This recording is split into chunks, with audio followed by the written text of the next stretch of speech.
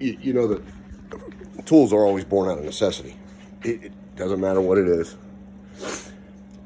Somebody needed a hole drilled perfectly vertical or straight, depending on whether or not you have a drill press that drills at an angle. You know, somebody needed a way to grind off that piece of steel without having to use a file, and they needed to be able to do it pretty rapidly. So somebody developed a freaking right angle grinder. Drills, saws, it doesn't matter. Every tool was born out of necessity. Every little life hack was born out of necessity. People make tools for particular jobs. They modify tools for a particular job. Hence, homemade drill presses. Nobody wants to go out and spend fucking $400 or $500 for something that a $50 drill will do if you do it right. Nobody wants to go out and spend $50-$60, even $30, on a little drill vise, or a little vise that you can make at home for maybe $5-$6. Yes, it takes time. Yeah, going out and buying a tool is definitely convenient. And that's more than anything, that's what you're paying for. You're paying for somebody else's time, somebody else's wage, and the convenience of having it done, not having to do it yourself. We're humans. We're born with an innate ability to reason, to think, and to do stuff on our own.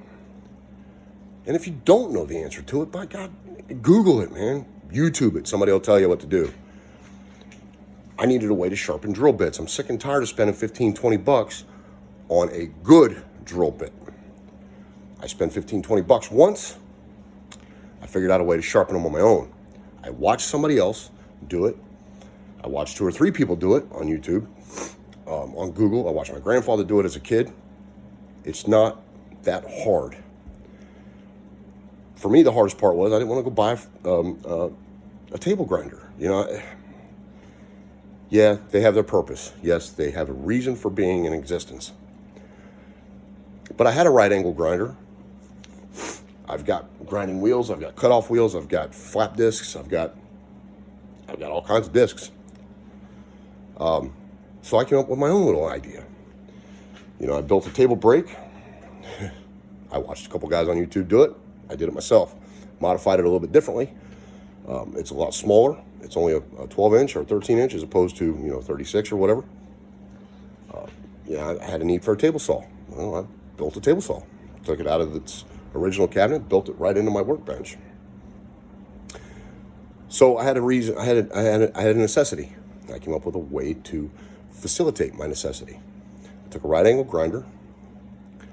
Now, mind you, it's just a little life hack. I took a right angle grinder that I had gotten from a friend of mine. I made a handle for it. And then I figured out a way to mount it to my workbench. So the little handle that I built was an old 5/8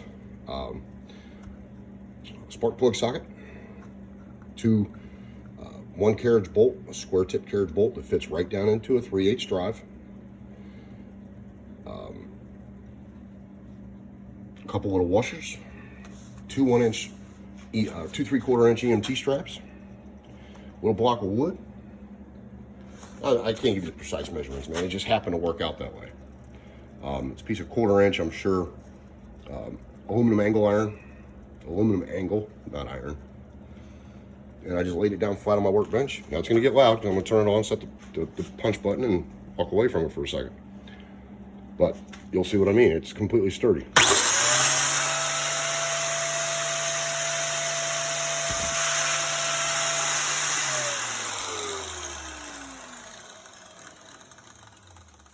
Now the irony of it is, if I want to have it, flat top like that, I can have a flat top. If I want to have it mounted on a vertical, I can mount it on a vertical.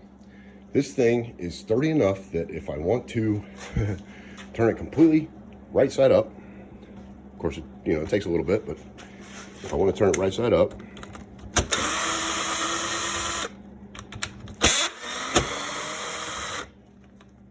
and mount the damn thing like this, perhaps it would help if I took the screws all the way out.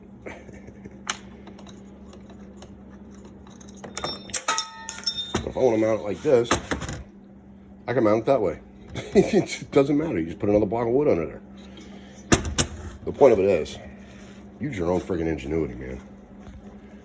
You know, you buy a decent tool that'll last you quite a while. You know, I don't know how to explain it other than you get what you pay for. I try to tell my future wife that all the time. What does she do? She buys me Black & Decker.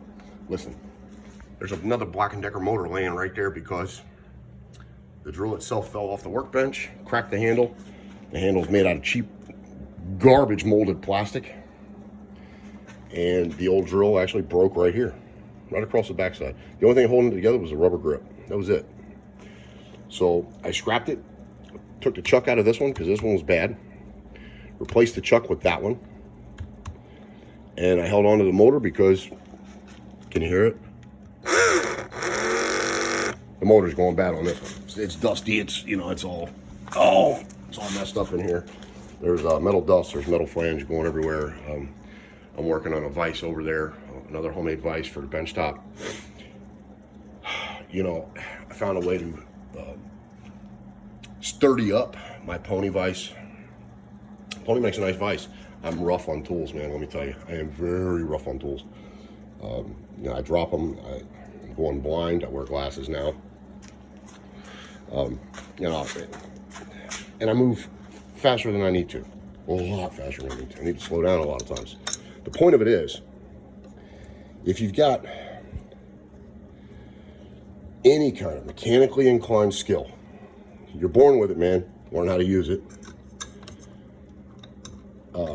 You know, you can do this stuff on your own. It's ridiculous how easy it is. The fact that you may not know how to do it, yeah, it's a fact. So what? Learn how to do it.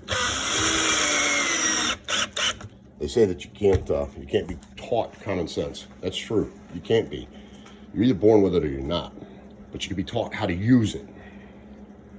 That's the point. You may not know how to do it, but sooner or later you're gonna have to come up with the ingenuity. Oh yeah, I built that little box shelf. You're gonna have to come up with the way. You're gonna have to find a way to use the ingenuity that you were born with. And that's the gist of it.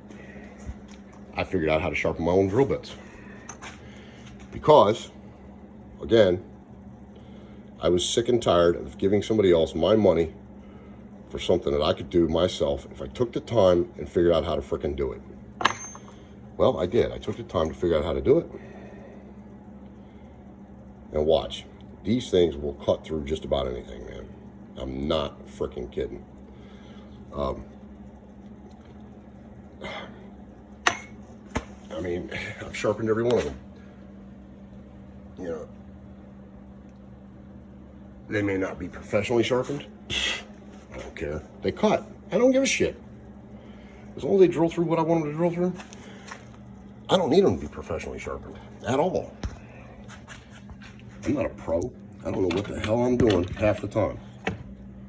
But I know how to watch somebody else do something. And I know how to learn. This is one that I sharpened by hand with that grinder. With a flat disc. An 80 grit flat disc.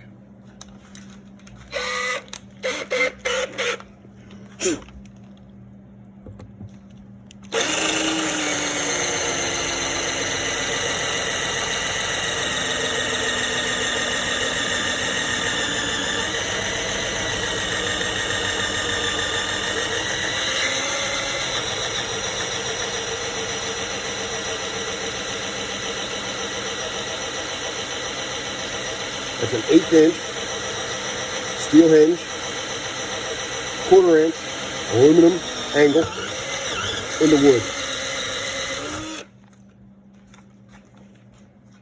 Yeah, it walked a little bit at first. I didn't take time to do a punch or to you know, use the punch tool that I've got, a set tool. I don't know what the fuck you call it. I call it a hole set, or you know, a drill punch. I didn't take time to punch it, but it still drilled right through it. I think I made my point. I hope I did. And, you know, if you're watching this and you want to know how to, you know, sharpen your bits, it's simple. You take your original bit before you sharpen it. You set it on your freaking grinder and you use muscle memory. You set it on there a couple times. Don't run the grinder, just set it on there. Right on the perfect pitch. Right on the pitch that it comes with. Take a drill bit, any one, that you have not sharpened. I'll say it again, that you have not sharpened. Like this one, for instance. I have not touched it. You take it and you just set it on there. You find the pitch. Stop. Walk away from it for a second. Come back, do it again. Do it 2 or 3 times till you get the muscle memory. Once you have the muscle memory, turn your grinder on, man, and just fucking walk with it. You might mess up once or twice. You might mess up 3 times. Who gives a shit? Try it again. Try it again until you get it right. Stop giving up. Stop giving people your money for the things that you can do yourself.